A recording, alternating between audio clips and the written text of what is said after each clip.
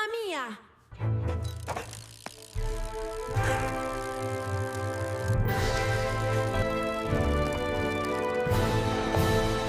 Dobry wieczór, witaємо. Buenas tardes a todos. Welcome to the EUI's 50th anniversary live stream. We are live!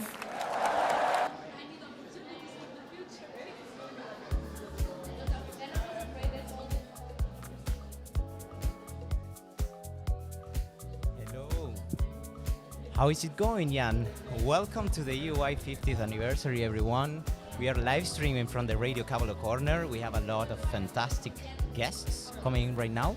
We may want to lower down the monitor a little bit. Let me see what Yeah, sure. things are. Go ahead. Good morning, Leopoldo, meanwhile, and good morning, everyone who is connecting today to Radio Cavallo. We are live broadcasting from the EUIdeas event, live here from this beautiful 11th century monastery right outside of Florence. We're really out on the outskirts of Florence, but it's an amazing place. Unfortunately, the weather is not super nice today, but we do have, as you can see also from the people around us, a full house today visiting us here in Fiesole. So it's really, really a good day. It's a great start, and we're really looking forward to with the being with you. morning flow. With the morning flow, which is the title for show. And thank you, Leopoldo, for doing some housekeeping. Meanwhile, we're set up here in an open cloister, so there's a lot of things happening around us.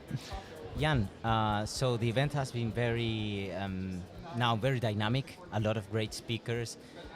What are your impressions so far? This is a new dynamic of an event. We are having a new edition, a rebranded type of format. So what do you think? What are your impressions? Exactly. So first of all, a bit of context. This event is called EUIdeas, the power of knowledge. And the idea of this event is really to make sure that what we are doing here at the European University Institute is actually evident to the externals. We want to showcase our research. We want to showcase what we do, what are the topics that we work on. And importantly, perhaps raise some very good questions so that Europe can answer.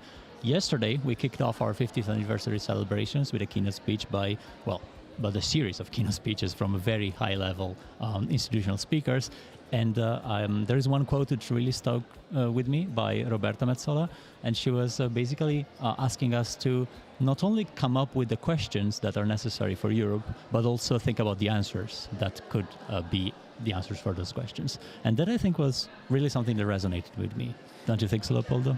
I think, yes. We still don't have that many answers, though. I hope some will come throughout the day. We do have questions, though. So far, we have many breakout rooms organized where different panelists will be talking about topics. But this whole event circles around the idea of how we should transform our institute to remain relevant for the next 50 years. So it's not really an exercise of simple nostalgia, let's say, but we are also looking ahead, and we are very happy to be now joined by one of the persons who helped reshape this event a lot.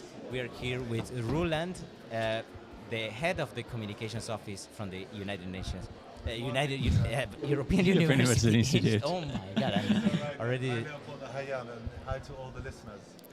Good morning, Roland. So we were discussing about the whole concept of EUIdeas and the fact that we are bringing up important questions for the future of Europe based on our research and activities we do here at EUI, but also we're looking for answers to those questions, importantly. So would you like to care about, explain a bit more about what this event comes from and what is the context of why we're here today? Absolutely. I'm very happy to do so, and in particular to do so here on the radio, which is my first love. I actually started presenting the weather on a pirate radio when I was around 12. So anyway, it's great to be here with you. I'm quite excited and also a bit emotional about what's happening here today, because we are starting something new, a pilot of a research festival, which is open. A registration-based event where everyone is welcome, where we're really trying to open up the conversation, as opposed to a more of an invitation-only event, right? So we're trying to really put our academics in contact with other parts of society, and doing that through various formats. So on the one hand, I think it's a very well-curated event, and we had a lovely opening session with a keynote by our alumna, Shofra O'Leary, but also parallel sessions which have completely different formats, a quiz, a reenactment of an ICC court case. We have documentaries. So Yeah, it's really coming together, but I think the key idea behind this is indeed to change a little bit the type of conversation that we're having, to dig deeper and open up. And Roland, how do you think about this event in terms of what's new? What is the new things that are being brought to the table? Yesterday we were commenting with Jan the amazing also opening that we have, where Roberto Mensola from the European Parliament encouraged us to think about the answers that we need for this challenging time. So how does this contribute to it all? Well, that's a good question, Leopoldo. I think that somehow yesterday set the scene for today, as in, the leaders of local, Italian, European, they're very important for our institute and our connection with what happens in the world of policy and politics. But they need good knowledge indeed. And an alumnus actually said it in the opening plenary here actually quite nicely. The topic of EUIdeas this year is the power of knowledge. But this is also about the knowledge of power, as in what kind of knowledge do people in power have access to, and how does that inform their decisions?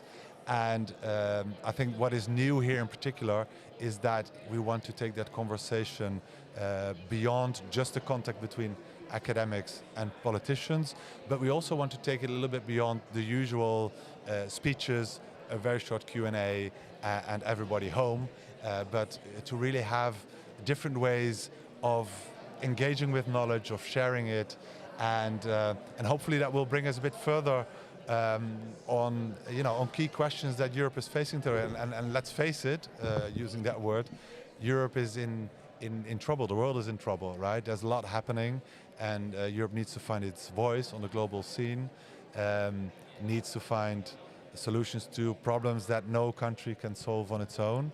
And we as a university, as a research university, have a responsibility there. We've seen that there's also a lot of journalists coming in for this event, and obviously they are crucial in supporting us in getting our voice out there and getting the research that we produce heard in the right cycles, especially in the policy cycles, but also afterwards in the general public. And I've seen you moving around the press corner, which actually I'm facing for those who are not here in the press. Can I ask you, as a personal curiosity, what were the things that the press was mostly interested in, both yesterday in our 50th anniversary event, but also today? Is there something that really was on top of their minds in their agendas, or? That's a great question, Jan. Well, first of all, I think the fact that it's our 50th anniversary is for a lot of media outlets the right moment and excuse to say something about this institute. We always make a big effort to put our research in the spotlight, but it's not easy to get the institute featured. And actually also a key question that we got is, okay, so how come we know so little about this institute? You're so excellent. You've been around for 50 years, but barely anyone knows. And so we have a great opportunity to kind of, first of all, tell that basic story of the institute, but also, and we do that also via our media partnership, for example, with the Conversation Europe, which is more a platform where the research community, universities, have the opportunity to bring analysis to the foreground and share that with the broader public. They're doing a series of items related to the topics of EUIdeas.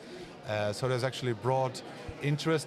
If I may add one final word on that, I think somehow there's a bit of a hype around AI and technology. Right. I think everyone realizes that a lot is happening, that this is a big revolution that is ongoing, that it will impact universities, but it will also inform how how society develops, and that these are urgent questions to look at. So I'd say that those are the things that came to the front. I have a question, Roland, because I don't want to forget this as well. You're a big supporter of Radio Kabul overall, and also I want to thank your team because they have been amazing. Absolutely. Honestly, a great organization. They run to set this up with us, that we are not as technical, but they really did an amazing job. I don't want to forget anybody, but Gianluca, Alessandro, Matthias, George, like everyone. Yeah. Honestly, Chiara also with the setting up. Yeah, Chiara and Silvia, amazing help. And this connects to a substantive question, because yesterday we were also doing some interviews with people to ask them how do they think that the EUI should transform to remain relevant for the next 50 years. And a lot has been said about communication, about how do we need to outreach, how do we need to engage. And I wonder, how do you think about these topics? Because of course, being such an long-standing university, is very difficult to come up with new things or to get out of the rigid structures that constrain us. Oh, wow, Leopoldo, that's the million-dollar question. But first of all, on my team, I'm very proud of them and how on a daily basis, and in particular in these special days, they do their utmost to bring the Institute, and in particular its researchers, in the best position to communicate the important things that they have to say. So those kudos for them are well deserved. But indeed, it's in our new vision, there's a lot of emphasis on how we communicate research. But I want to refer back to what Catherine de Vries, who is an alumna and who is now at IE University, said recently when she was here. In research, beyond the discovery phase, everything that happens next is communication, right? And that was an interesting conversation we had with a lot of researchers present. That there's so much. It's not only about press releasing a finding, about a social media video, a social post, whatever. There's a lot that one can do to do more about communicating research findings, also very early on in the process. And for us, this is work in progress, right? To kind of see how do we do that, the choices we make, to make choices, to use the finite resources we have in the right way, to make sure that the knowledge that we produce contributes. And it's a pleasure to work on that each and every day, and even more so during an anniversary week. Absolutely, it's an exceptional case, and I think we fully benefited from that. So congratulations again for you and your team. I have one final question, which actually is a twofold question. On one side, I wanted to ask what are your personal goals for the day? So what would you like to see over the course of the day? Is there one session that you particularly look forward to, or is there something that you would like to get yourself personally? And the second one is a bit of a more abstract person. Let's say that a person working in a new institution comes to visit us, and I'm sure there's many of them that we're looking at right now. What would you think that they may be most interested in? And the last question would be, do the two overlap in your opinion? Or? I think they might. Unfortunately, in my role, and that is really quite a pity, I never get to enjoy any session in full. And by the way, that also was true during the opening ceremony yesterday, and it already was often kind of listen back to what people said afterwards. But that being said, so as personally, unfortunately, I do not have the luxury to take active part. The reenacted of the ICC court case here with Sarah now and colleagues, it's happening as we speak. Yes. In the refractory grade. I think the history quiz organized by our Department of History, I found that very interesting. That's exciting. Yeah, very, very nice. But to be honest, I think what makes this, and this might sound like a very diplomatic answer, but it's actually the mix that makes this event so strong, I hope. And maybe ask me, if you only have a few panels and then you have a few other things built around it, I think you create the right mix to keep people engaged, and I hope people will appreciate that. I hope so too. And you mentioned two very important things. So one is the live streaming. So we are streaming live on Radio Cavolo, but also parts of the event are live streamed. So I invite all of you listeners to please connect also to different parts of what is going currently on the Badia. And you mentioned also then afterwards, we have a third streaming later tonight after the closing plenary. We'll call it the after party. It will be mostly unscripted, getting like raw reactions from the audience. So we look forward perhaps to having you later here to see what is something that you particularly like. I would love to come back, and I want to congratulate you also with taking the initiative to set this up. I think it really adds something for a radio fan, but I think in general it's good to have our university radio present on this important day. And thanks for having me. Thank you very much, Roland. It was a pleasure having you here, and maybe see you later. Definitely see you around. Yeah, absolutely. Thanks, Jan. Thanks, Leopoldo. All the best for the rest of the day. Roland. Thank you, Roland. Bye-bye. Goodbye. We have Giancarlo Casale here with us. Giancarlo, come join us. Please take a seat. Good morning, Professor Casale. Please. On the other side. On this side, please. Now we are having one of the directors of the EUI departments, the Department of History, and he will be also joining us for the breakout room sessions. But now that we have him here, we can ask a couple of questions. How are you, Giancarlo? Have you been enjoying the event so far? Absolutely. We just had our session for the history department. It was a little bit of a different experimental format. It was a quiz. Okay. Audience participation was key, and we had a packed room, standing room only. Man. So I think it was a success, yes. Everybody was super passionate about history. Oh, well, that's one of the last things that we discussed, is there's an advantage and a weakness of our discipline is that people are really interested in it outside of academia as just a source of entertainment, and we're expected also to be able to speak to the general public in terms that they can relate to easily. At the same time, we have an expectation in academia to be able to make policy-informed contributions, and so that's something that a lot of other disciplines don't really need to do. No one is expecting demographers or economists to be, entertaining in the same way that historians sometimes are. Do you think we need to add like a performance type of training in PhDs? A quiz or throwing microphones at each other. I think it's absolutely useful, especially with teaching. Teaching is also about engaging. It's also about a performance. One of the nicest compliments that anybody ever gave me after I gave a lecture is they came up to me and they said, you don't seem to me to be a history professor.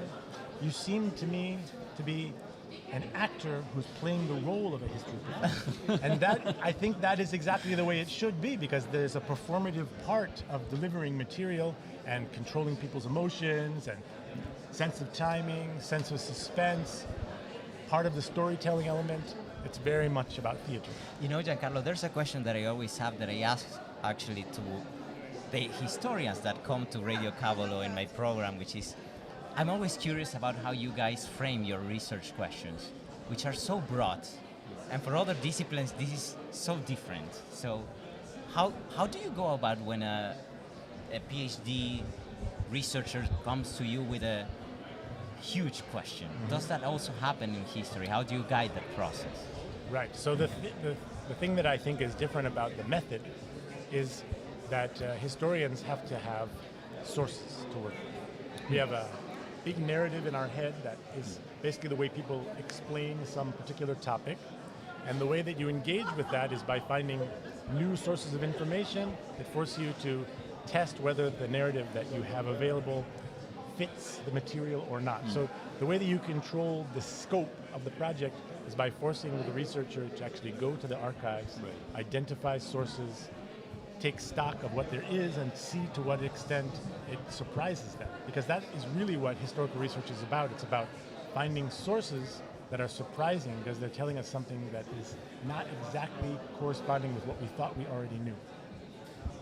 So going back to what happened inside the room, you mentioned the quiz, you mentioned also the audience reaction and this difficulty of having the pulse of the situation. What was the general idea that came out from your participants in this session? Do people agree that we're back to the world of empires and power politics, or did you get some other conclusions, or was there a different energy in the room?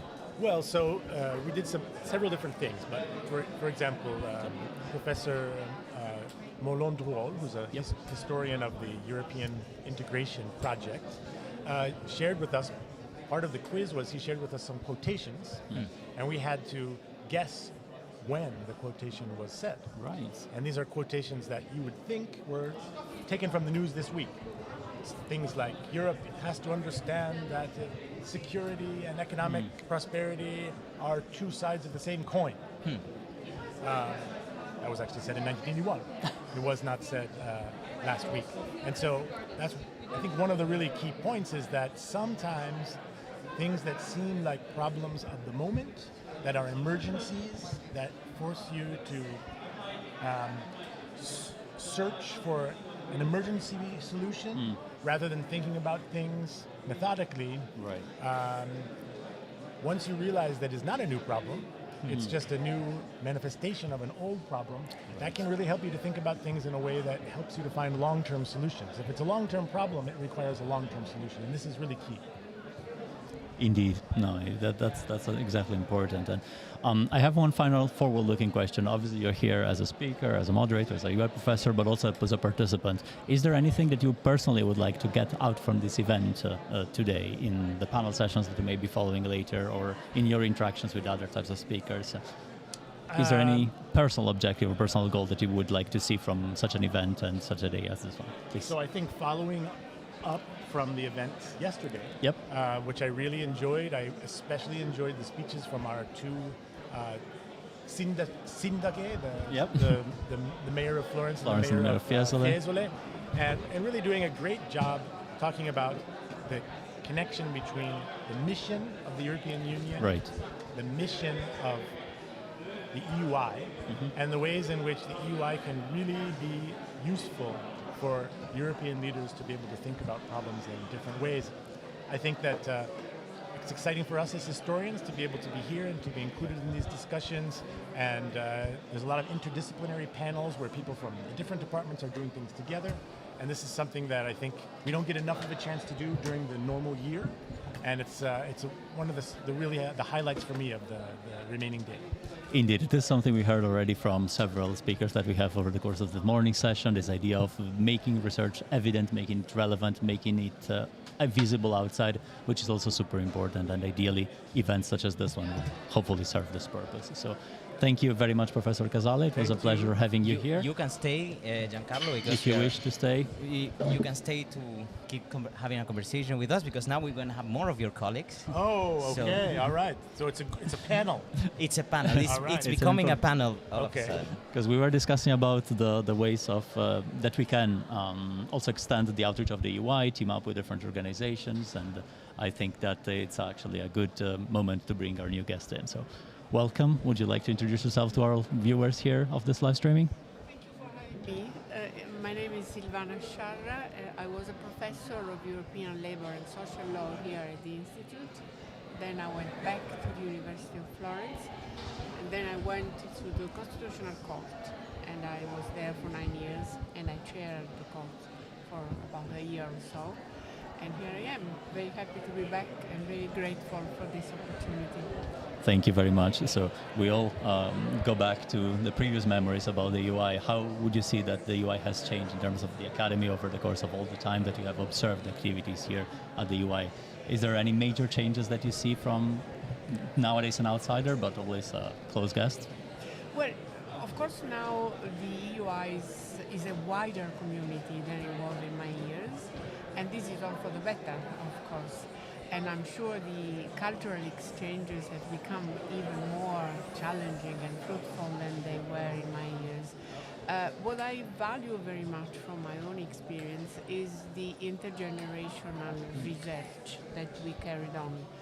In other words, projects were shared, professors and researchers together. We published together, we had seminars together. I can never forget that experience is very enriching, and I've kept it in my subsequent work. Even at the Constitutional Court, I did the same. I had younger people working with me, and with some of them I published together. We published together. So it's been a great opportunity for me to learn as a professor. Which is something all professors should do at times, don't you think? It's a never-ending job, I see. A never-ending job. And as I heard this morning in the first very interesting session, keep our egos under control. Oh. Keep them under control. That's what I tell myself all the time. What do you think the UI should be doing in the next 50 years to remember? Well, 50 years is a very long time, so It's ongoing. yeah, it's hard.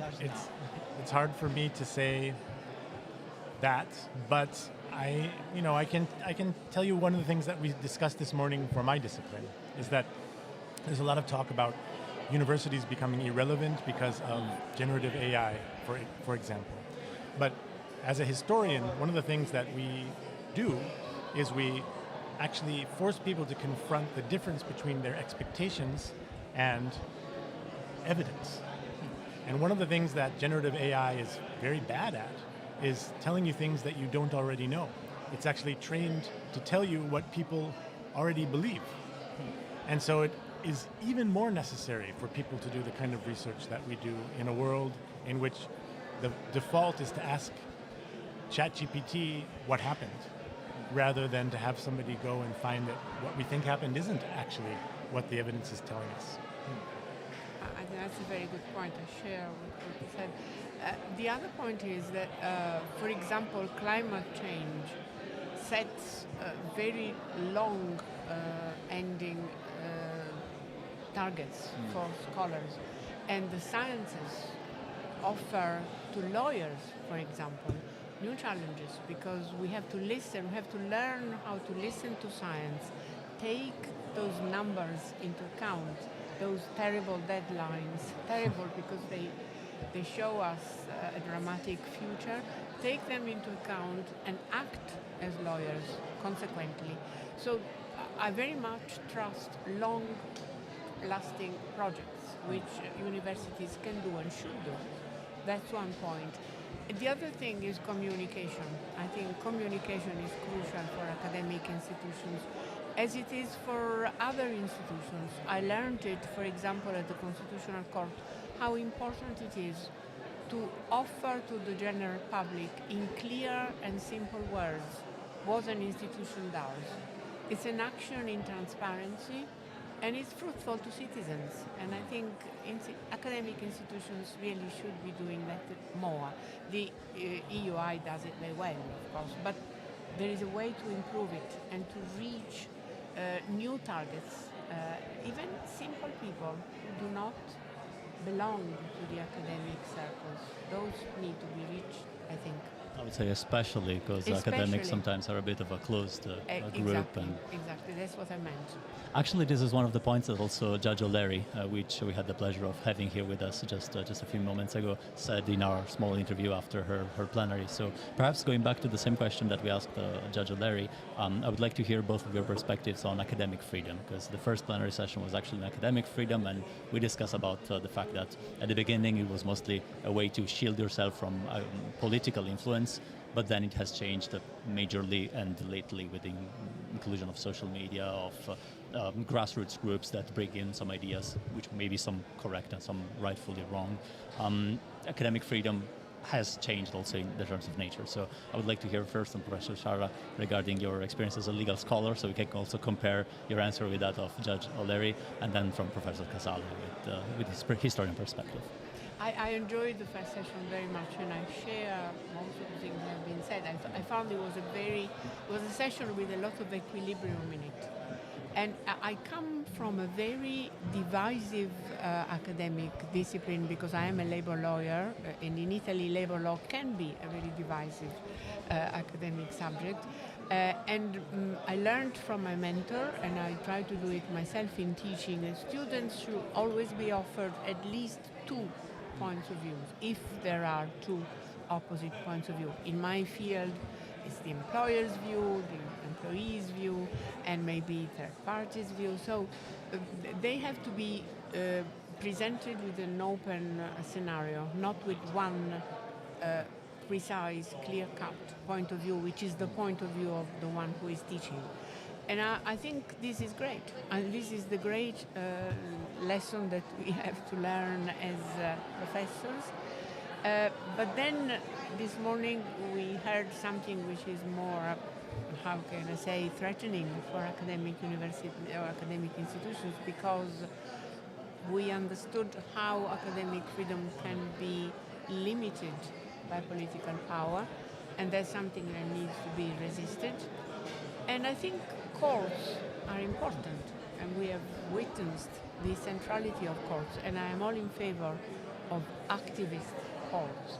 In other words, I don't find the adjective activist a negative adjective, but a good one, because when a right is there to be defended, a court must intervene, and freedom of expression and freedom of teaching is crucial in democracy all the time, now more than ever.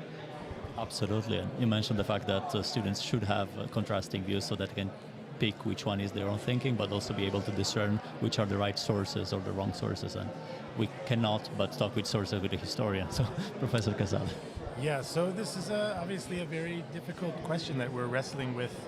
And I can say this will be a predictable thing for me to say, but it isn't a new problem. It is the case that every time there's been a big technological change in the way that people communicate, there has been a big argument about freedom of speech, and I absolutely agree that it is also a legal question every time. When the printing press was invented, when newspapers were invented, when radio and television were introduced, every time there's a big change in the way people are informed and communicate with each other, the standards, the expectations become disrupted, and you have to change the rules. And I think that's what we are in right now, is a moment in which the rules have not caught up with the practices. It isn't only even about rules, it's also about what people's sense of propriety, people's sense of what is honorable, what is shameful. Those also are outdated now. So we have people behaving in ways that nobody really knows how to judge. But we will actually figure out ways to come to terms with new modes of communication, and part of that has to do with activists, lawyers, and judges. Part of it has to do with really taking the time to think what it is that we need. What are the shortcomings of the ways that we have of interacting with each other, and what do we need to decide collectively to be able to communicate better? Well, thank you very much to both. Now we're going to do a bit of a reshift of the panel. So we will have to reshuffle, but thank you so much, Professor Casale. Thank you very much, Professor Shara. It was a pleasure having you here both. Enjoy the rest of the day here. Thank you very much. Goodbye. Thank you. Molto piacere, davvero. So yeah, we've been having circulating guests a lot in this table. Okay, Indeed. secondo turno. Thank you so much. Thank you. So much action in this media corner. We are expecting more right now. We're going to have one of the professors from the department, Yep. and we're going to have Minister Gabriel Barca as well, who will be joining. And then we have a person. Would you have to? Can you wait 5 minutes or 10? 5 minutes. Okay. Thank you. Sorry. Apologies to all of us, please, Francisco. Apologies to all of us who are following up live. As I was explaining at the beginning, we're right in the middle of where things are happening, so we've got a few guests lined up for the next round. And this is fully DIY independent web radio based here at EUI, so it's a pleasure also to be here. Thank you very much to both of you. A lot of improvisation today, but that's the spirit. Exactly. So I would like to start with you, Sarah, because you just left your breakout room. What was the theme of the breakout room, and what were the main takeaways, or what were the things that impressed you the most about this conversation? Well, I would say it was entirely in the spirit of improvisation, in the sense that we didn't know what was going to happen. The theme was the power of embodied knowledge. And the premise was that if you experience something, that's a totally different way of knowing something than if you just read about it. So what we had was a scene that we have edited out of court proceedings, where there is a juxtaposition between what the local population thinks and what the government of the country thinks about the involvement of the International Criminal Court. And it's almost a dialogue of the deaf. Now, anyway, the audience reenacted that. They came onto the stage. And then we had a reflection session. And the only thing that was predictable was that the views and perspectives would be really diverse. And some people said, this was so strange. And why this? And is this not the best way? And other people said, this reminded me of when I worked in the field in the conflict zone 20 years ago. And you're perfectly striking the real issues. So it triggers something in people to teach this way. Francisco, what is the session that you attended today? So I've had numerous conversations about academic freedom, and I think the takeaway from all the sessions and the conversations I had after the session was that there seems to be a tension between some academics. So what is the real purpose of our scholarship? And I think it's a fair discussion to have, and it was interesting. Some people would say, there is value to the intellectual discussion in itself. We shouldn't be too focused on impact, too focused on, people were saying, a product-oriented approach to this. But then other people said we have linked too far towards the sort of intellectual discussion. Right. All the papers we write, all the books we write should be done with a very specific purpose, with a very specific goal. And I think that resonated a lot with Judge O'Leary as well, as she was saying. You know, there seems to be a growing division between academia and the world outside, and we perhaps ought to bridge that a bit more. Yeah, this bridge part is actually very much important, and it's at the core heart of events such as this one we're having, and the previous speakers in this broadcast were indeed also hammering on that and the importance of events such as this one. So I actually wanted to ask both of you, you mentioned engagement with the audience and the way that the people reacted to your reenactment. You also mentioned academic freedom, which is also something that is very much important, especially having very clear in mind the target that you're talking to. But events such as this one are obviously a bit more general, so we try to attract policymakers, we're trying to attract the general public, we're attracting obviously other scholars. So what's your take on getting out there? How should we go out there and make sure that academia is not an ivory tower, it's not something where, you know, people, like-minded people are exchanging ideas or maybe argue on some concepts, but it actually doesn't really get out there. So perhaps starting from you in your experience of also following up what you may have heard and the reactions that you may have in today's panel. Yeah, so for me, the out there doesn't exist. The out there is very much in here.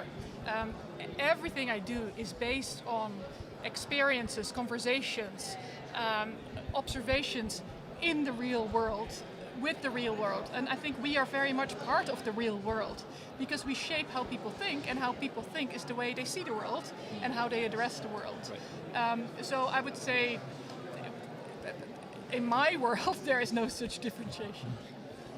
I love this because, you know, Sarah's done so much practical work in the sense that, you know, she knows what she's talking about, not just writing about what she's experienced. And I have the same feelings. There is this idea that we are writing about the world as if we were observing the world, which is a fiction to some extent. And I often wonder what this fiction is serving exactly who. Definitely not serving the people that are impacted by the scholarship. Not serving us as well, because the model of scholarship we have today is not very sustainable. So to bridge the gap, I would say very practically, perhaps change the format, do things like this, work with different formats. I work a lot with audio, for example, for my students, which they seem to love more than my papers or my books. So think about the method, think about the message, and then just involve people. Open the doors of universities to other sides of society. May I react to that? Yes, Sure. please. Because Do you also feel that?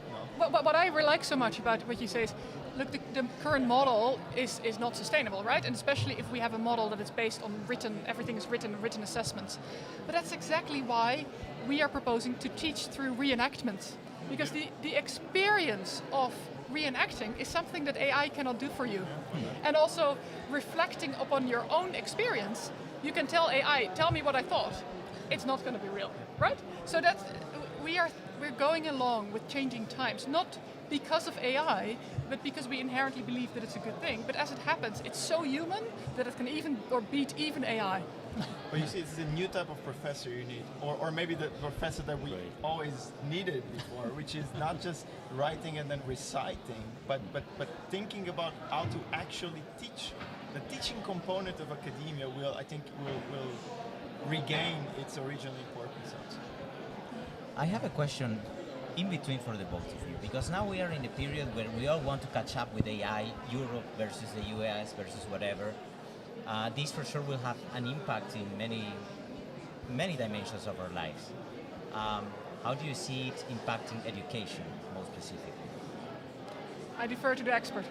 No, so I mean, I have obviously many hours of conversation about this. I think the first impact is a bad one, which is the way that we don't use these tools. We're very much dependent on existing, most of them American tools, and we're just using them uncritically.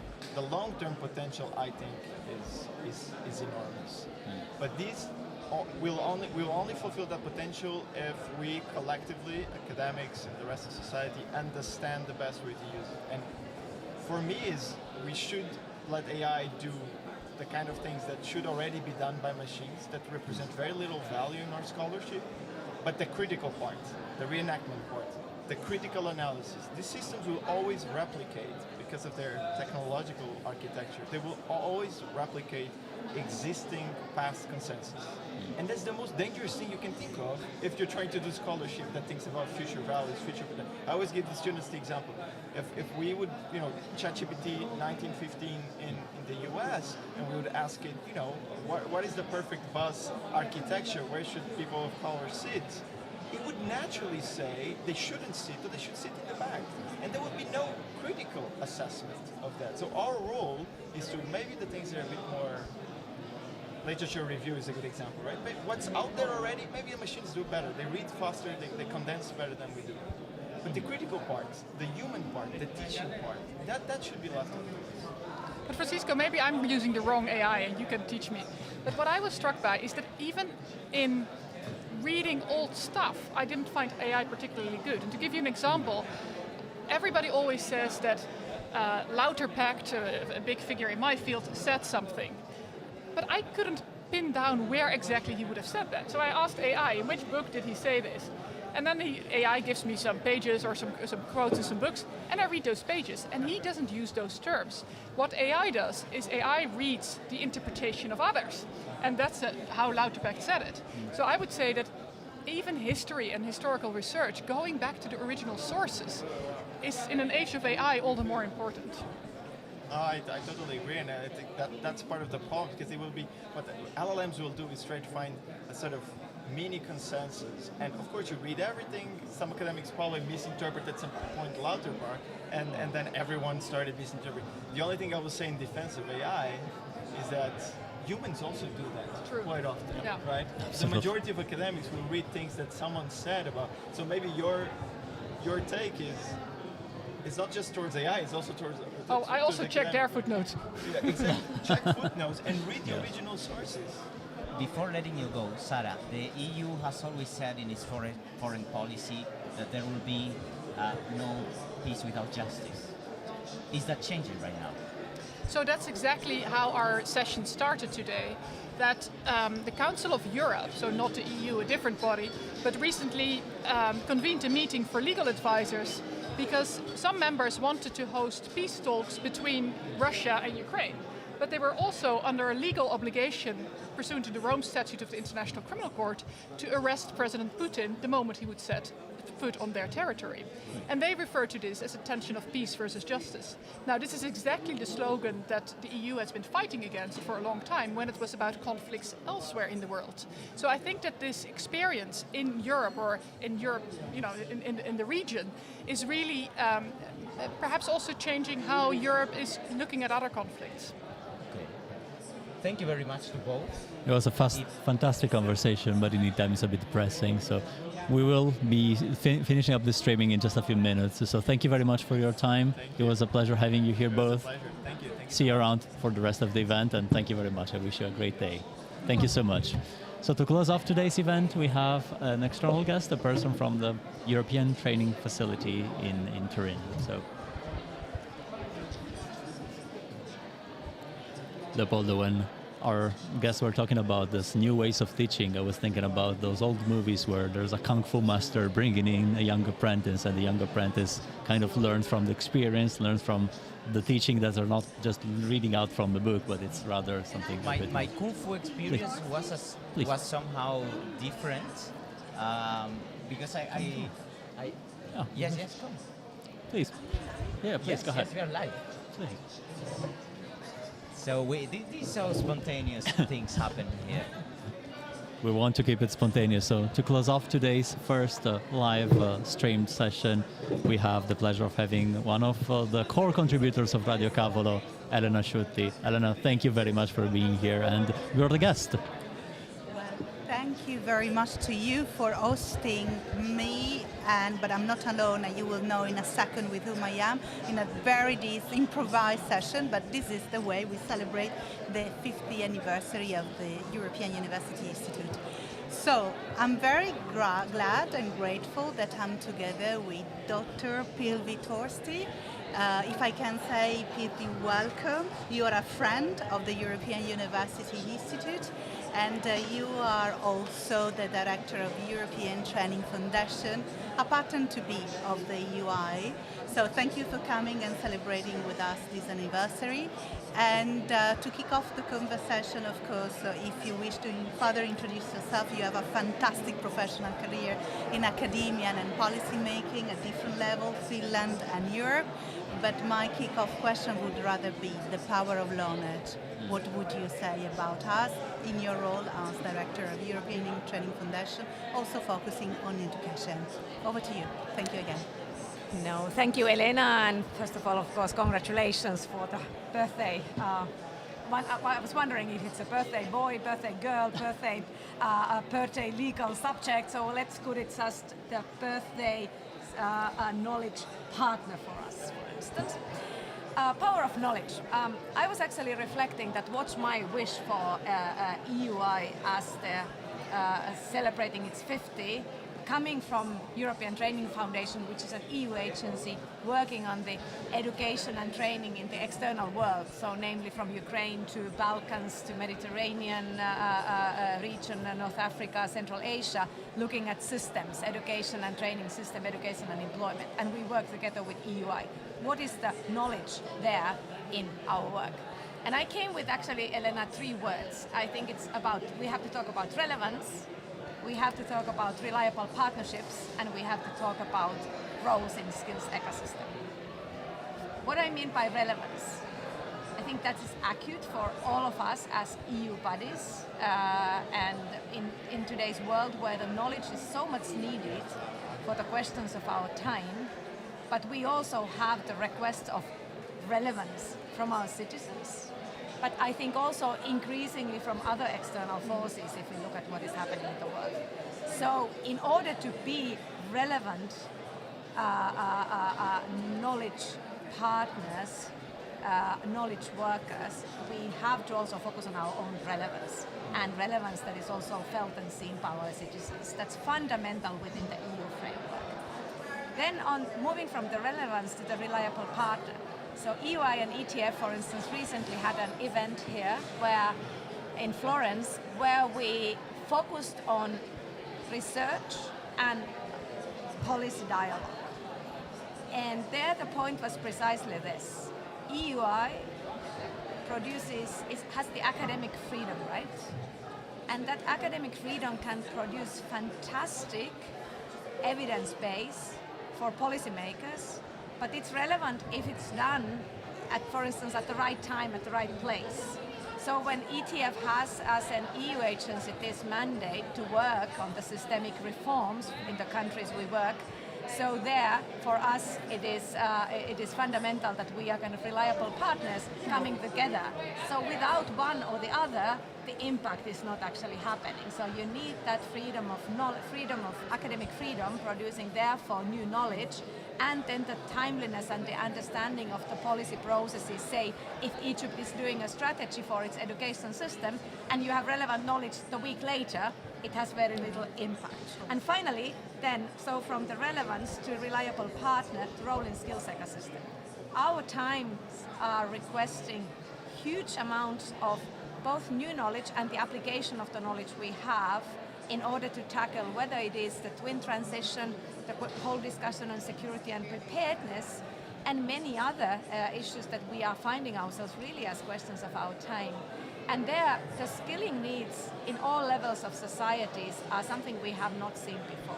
And there, my really call for the birthday celebrity, now I found the word, birthday celebrity, is to be part of that ecosystem. We need the academia, we need the secondary education, we need the primary education, all to be kind of bringing their bit to that massive skilling need. And of course, again, knowledge plays a huge role there as the fundamental building block of it. If I may, Dr. Torsi, thank you very much. I just want to connect what you just said to the discussions that we have over the course of this past hour of live streaming with the several guests that attended today's broadcast.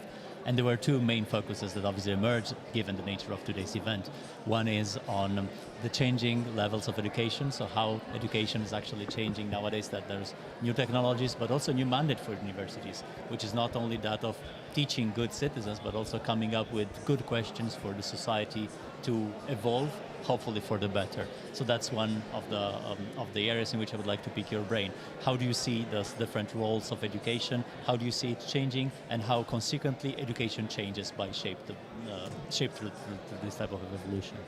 If I may, before we Sure. continue, maybe Elena has another, and then we bunch the two of them, and then we close the stream because we are Time is a flying. bit over time. Yeah, sure. Apologies to thank our you very listeners, much. and thank you. Good timekeeper, Leo. Thank you very much. So my question to you, in complementarity to what Jan has just asked you, is about the relationship with the countries, partner countries outside Europe. What is the demand that the partners of the European Training Foundation ask you the most when it comes to education or skills ecosystem? Where do they see the added value of Europe and specifically of the European Union?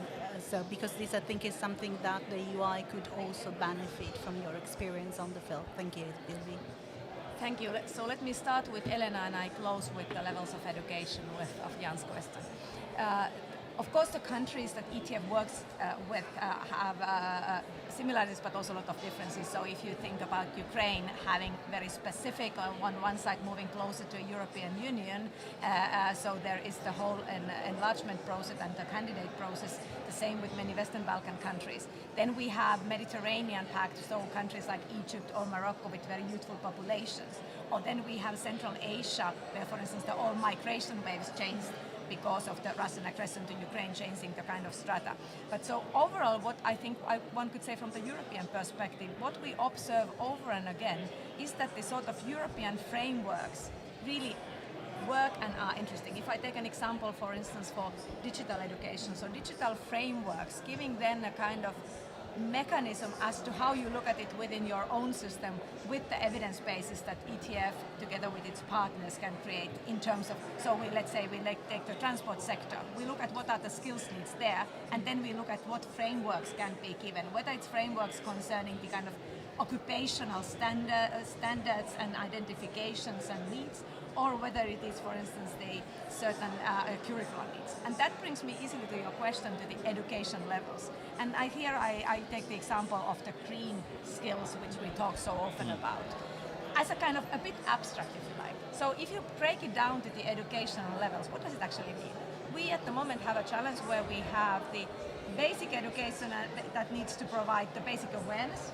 Then we have the secondary education, whether general or vocational, that needs to bring already core competencies on the green side.